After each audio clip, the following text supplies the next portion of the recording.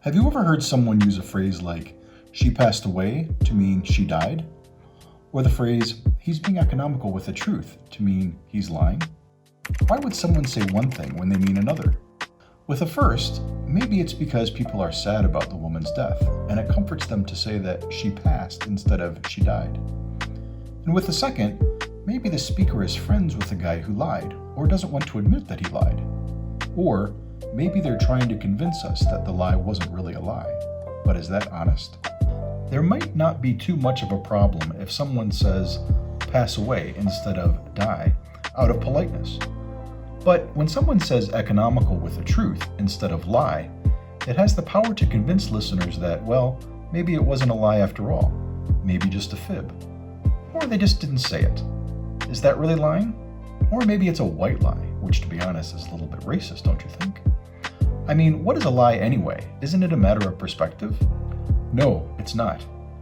There are objectively verifiable truths that can prove lies are lies. The more we don't call out a lie for what it is, the more power that lies have over us, ultimately leading us to be blind to the truth, or to distrust or cynicism. That's why it's important to understand the topic of this video, the power of doublespeak. Because language allows us to create new words and new ways of saying things, and because we usually want to be exact in what we say, we often have more than one word or phrase for the same thing, synonyms. Sometimes one word is more appropriate for one situation, and its synonym is appropriate for another situation. For example, you don't order a big fries at a fast food restaurant, you order a large fries.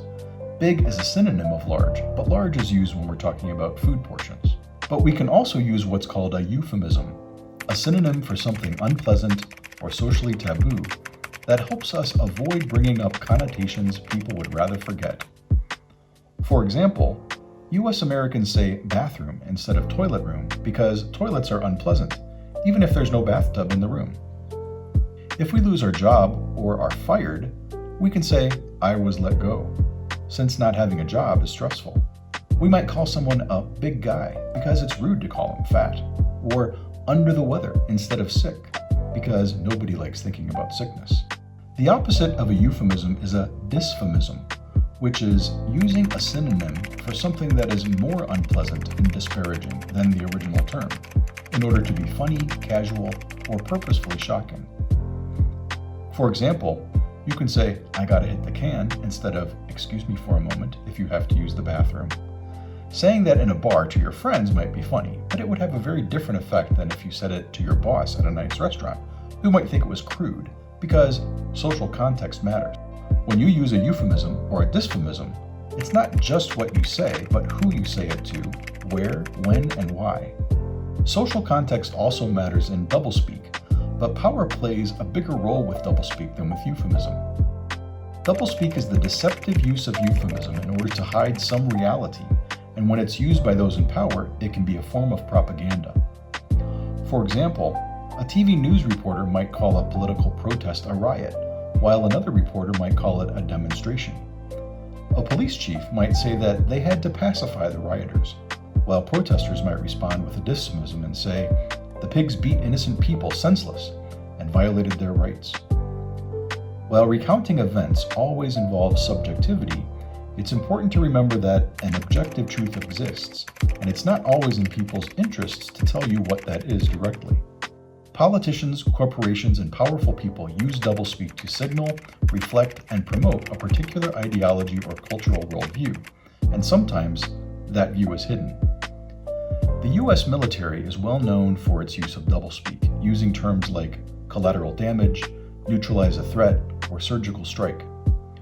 Corporations that cause environmental destruction may use euphemisms like emissions rather than pollution, or climate change instead of global warming, or streamlining regulations instead of overturning laws. A school board might want to take out the word slavery from a history book and replace it with forced labor. Maybe because some members of the school board are descended from slave owners, or maybe because parents don't want to upset their children. The power of doublespeak is that by renaming something so that we can overlook or ignore an unpleasant connotation or a disturbing truth, The double speaker not only gets away with being dishonest, but they make us think that it's not so bad. By not calling something what it is, they confuse us and make us complicit. So how can you be aware of when someone is using doublespeak as a tool for power? First, whenever you read or hear a message that might be conveying something unpleasant, look out for euphemisms. Ask yourself, why is the author or sponsor of the message using a euphemism instead of the actual or neutral term? Is it a conventional euphemism that everybody knows, like pass away or bathroom, and so are they simply being polite? Or could it have a meaning that the author has an ulterior motive to hide? Second, when you hear a message, think about who has power and why they would want to use doublespeak. Ask yourself who the author or sponsor is and how much power they have over the audience. Is it a politician, a government official, a journalist, a corporation trying to do something questionable, a business trying to sell you something? If a government official mentions that they are using enhanced interrogation on prisoners of war, you should ask yourself if it's actually torture, because even democratic governments that claim they protect human rights can be tempted to violate the rights of their enemies.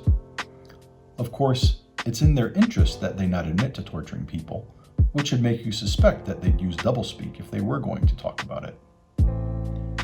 In a similar way, the food industry has dozens of different terms for additives that contain sugar, like high fructose corn syrup, because they know that too much sugar is unhealthy and no one would buy their product if they named it extremely sweet liquid sugar from corn.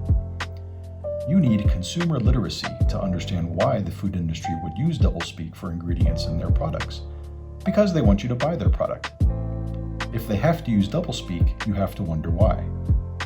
Finally, be aware of how the desire for social harmony and safety may make people accept doublespeak because they don't want to upset things, and because it seems like doublespeak is just being polite, like euphemism. But remember, doublespeak works by omitting the words that tell the truth and replacing them with alternative truths, that is, with lies. It diverts our attention from the actual truth and confuses us so that we don't know what to believe, and eventually we don't believe anything. It's under these conditions, when people don't care anymore, that double speakers can get away with truly immoral and even evil acts. This video was developed as part of the Clarify Initiative, a privately funded project with the goal of raising critical language awareness and media literacy throughout society. It corresponds with Critical Language Awareness, Language Power Techniques and English Grammar, an open educational resource available through the University of Arizona. The authors of the video are John Reinhardt and Anuj Gupta of the University of Arizona English Department. Video production is by Pravesh Hingmang.